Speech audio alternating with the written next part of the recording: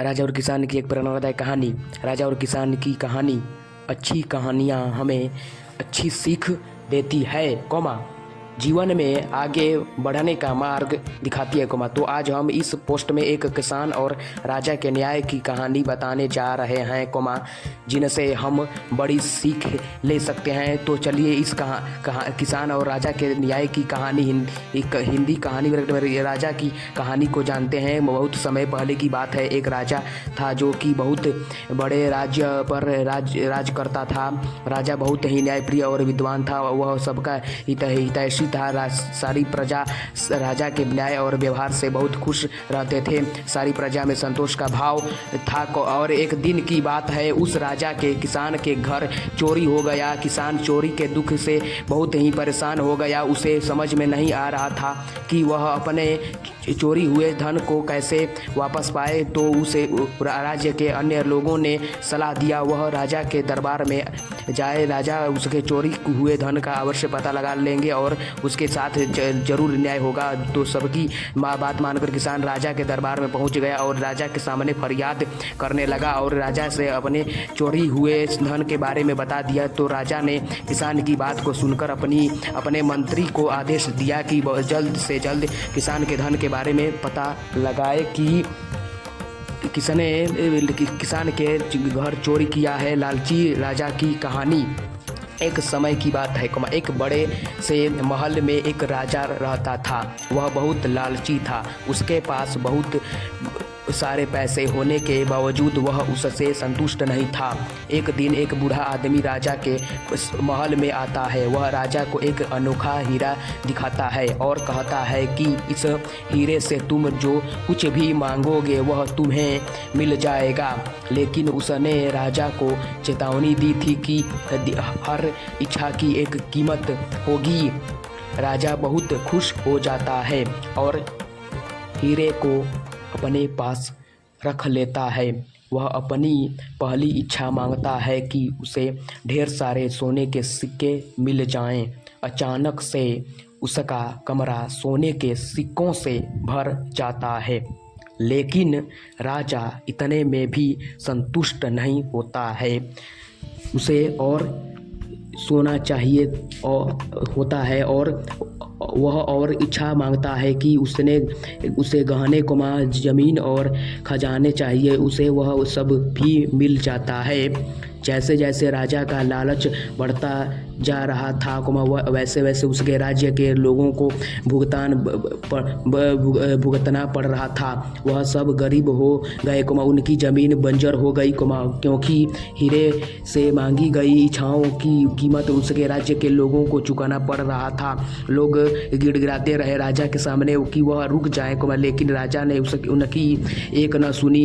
एक रात जब राजा सो रहा था तब उसके पिताजी सपने में आते हैं और बोलते हैं कि यह लालच उन सब चीज़ों को बर्बाद कर देगा जिनसे तुम प्यार करते हो। राजा की नींद खुलती है और उसे अपनी गलती का एहसास होता है।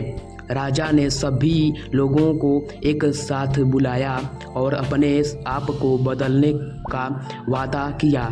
उसने अपने धन का उपयोग लोगों की मदद करने और राज्य को बेहतर बनाने के लिए किया। राज्य फिर से सुखी और समृद्ध हो गया। उस दिन से राजा ने सीखा कि लालची होने से केवल दुख मिलता है लेकिन दयालु होने और दूसरों की मदद करने से सभी को खुशी मिलती है। लालच दुख और विनाश ला सकता है जबकि दया और निस्वार्थता सुख और समृद्धि लाती है। लालची बहू की कहानी। एक समय की बात है। एक छोटे से गांव में राम और सीता नाम के कपल रहते थे। उनका एक अर्जुन नाम का बेटा था जिसकी शादी रिया नाम की लड़की से हुई थी। राम और सीता कड़ी मेहनत करते थे और अपने बुढ़ापे के लिए पैसे बचाते थे। रिया बहुत लालची लड़की थी और हमेशा अपने लिए और चीज़ें चाहती थी। जैसे जैसे साल बीतता गया रिया का लालच और बढ़ता गया। वह अपने पास रखे चीज़ों से कभी संतुष्ट नहीं रहती थी।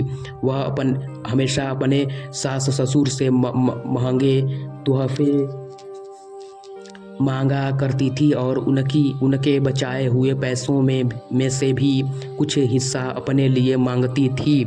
राम और सीता बहुत ही अच्छे पेरेंट्स थे इसलिए उसकी सारी ज़रूरतों को पूरा करते थे ताकि परिवार में शांति बनी रहे।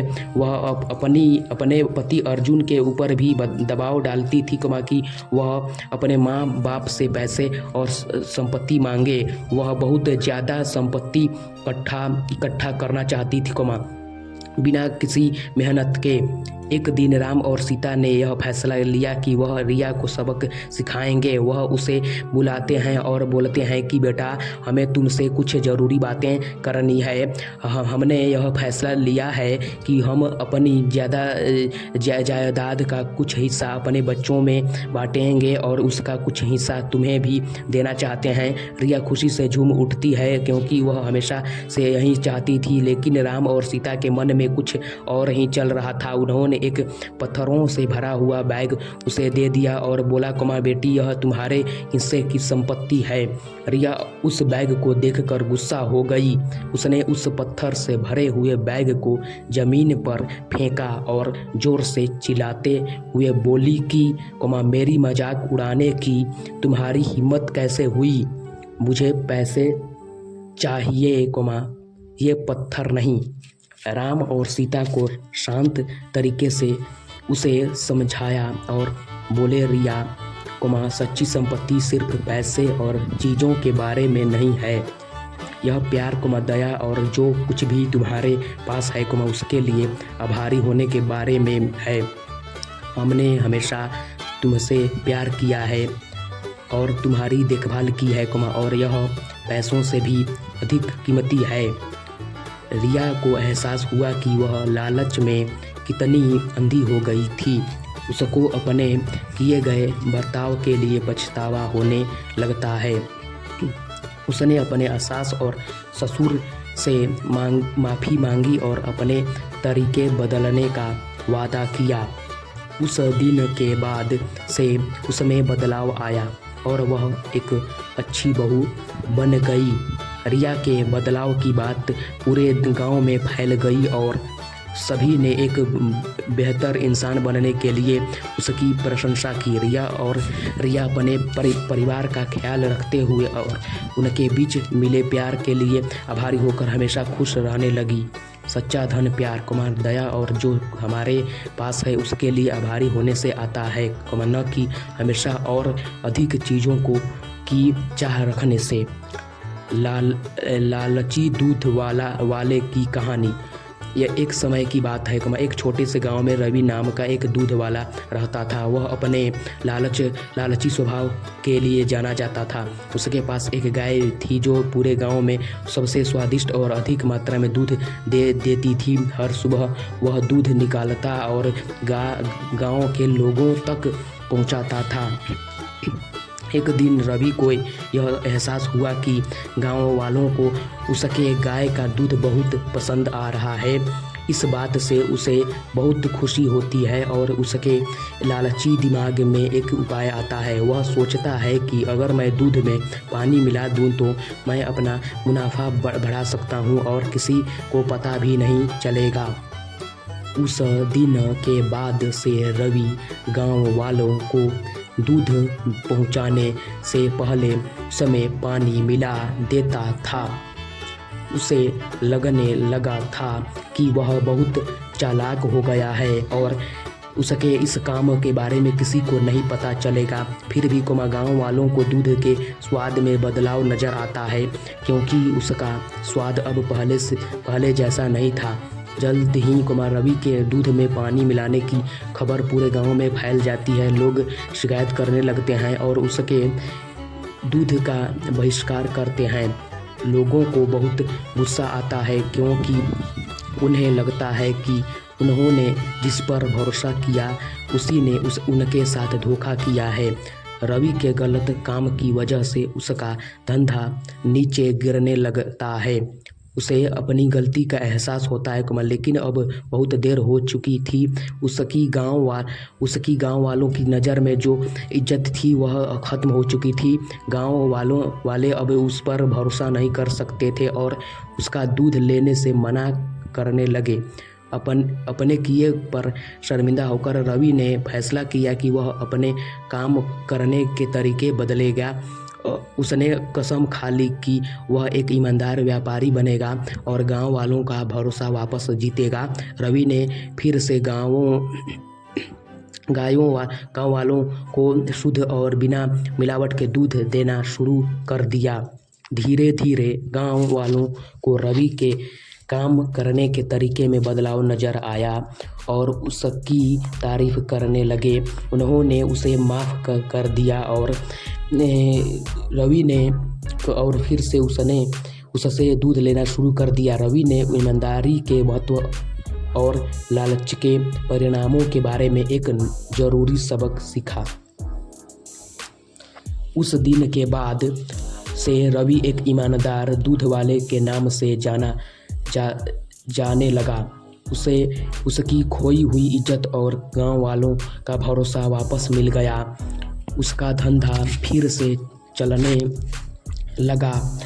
उसे समझ आ गया कि असली सफलता ईमानदार होने और ईमानदारी से दूसरों की सेवा करने से आती है। लालच से अस्थायी लाभ हो सकता है लेकिन यह अंततः भरोसे को ख़त्म कर देता है। हालांकि ईमानदार और निष्ठा लंबे समय तक चलने वाली सफलता और सम्मान की कुंजी है। अच्छी का प्रसार एक प्रेरक कहानी। जीवन में अच्छा पाने के लिए अच्छा करना पड़ता है। तो आज इस कहानी के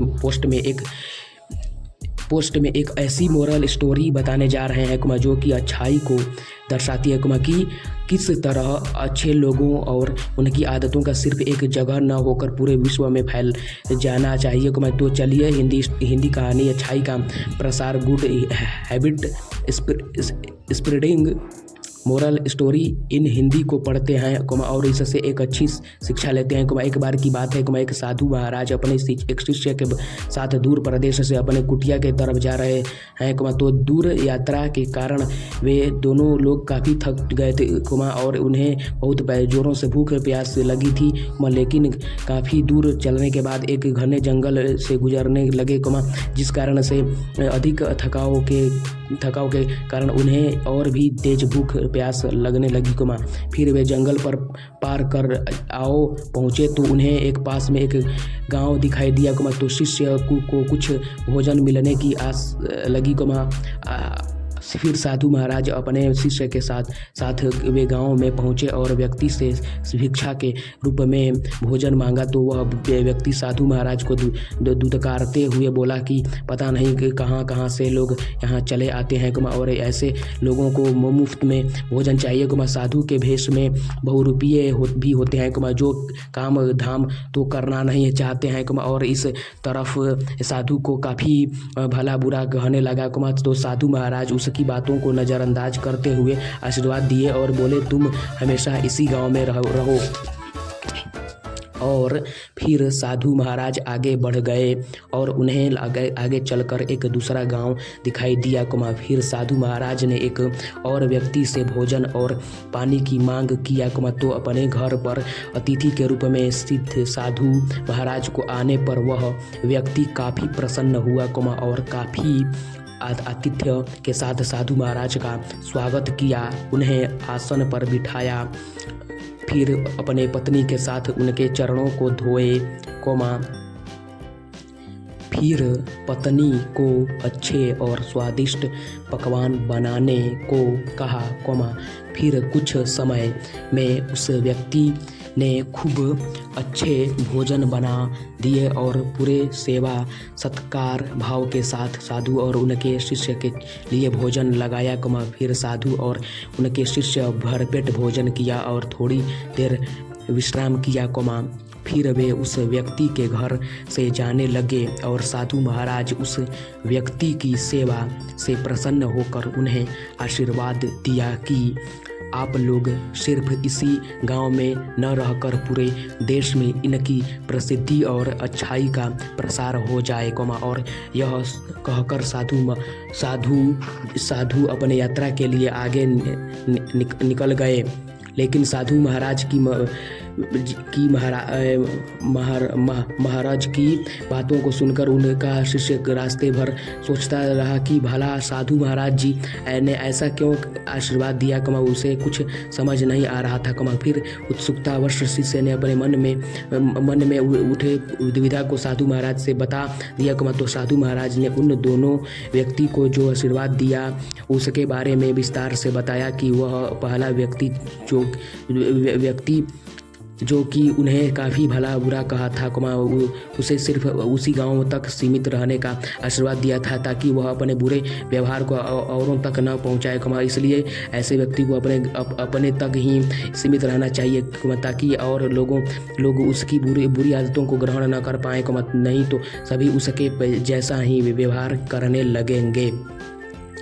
जबकि जो व्यक्ति ने उनको सेवा भाव से भोजन कराया था, ऐसे व्यक्ति का अच्छाई सिर्फ उसी गांव तक सीमित नहीं रहना, और लोग अभी उसकी अच्छी बातों को सीख सकें, और अच्छा व्यवहार कर सकें, इसलिए उसकी अच्छाई का प्रचार प्रसार हो। इसलिए ऐसे व्यक्तियों को सिर्फ एक जगह न होकर हर जगह होना चाहिए, इसलिए उसे पूरे देश में होने के लिए आशीर्वाद दिया था। साधु महाराज की यह बात सुनकर उस शिष्य को यह समझ आ गया था कि अच्छे लोगों को हर जगह होना चाहिए, इस तरह उस शिष्य की दुविधा दूर हो गया था और फिर वे अपने कुटिया की तरफ चले गए। कहानी से शिक्षा।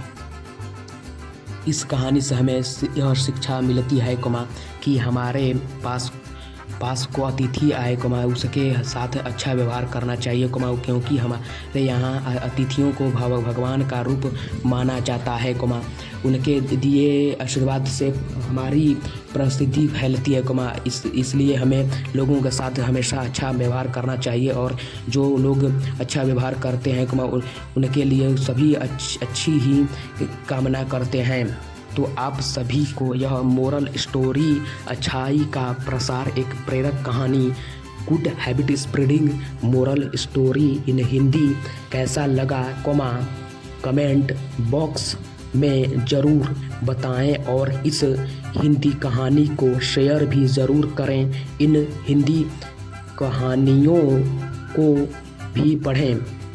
इस वीडियो को देखने के लिए बहुत बहुत धन्यवाद। चैनल पर पहली बार आए हैं तो इस वीडियो को लाइक कर दीजिएगा। लाइक करने के साथ साथ चैनल को सब्सक्राइब भी कर दीजिएगा प्लीज़।